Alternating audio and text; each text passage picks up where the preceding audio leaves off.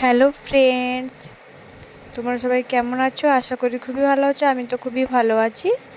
তো আরোই শর্টস চ্যানেলের এই দেখো, আজকে নতুন রেসিপি তোমাদের সঙ্গে শেয়ার করছি, হিংচার চপ এবং আলুর চপ।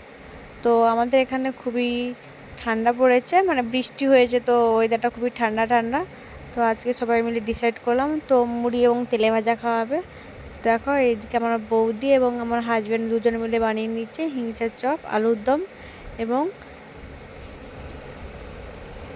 আলুর চপ।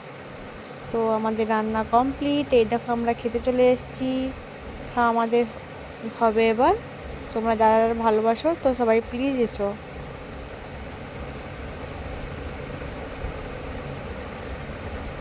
তো আজকে ভিডিও এই পর্যন্ত।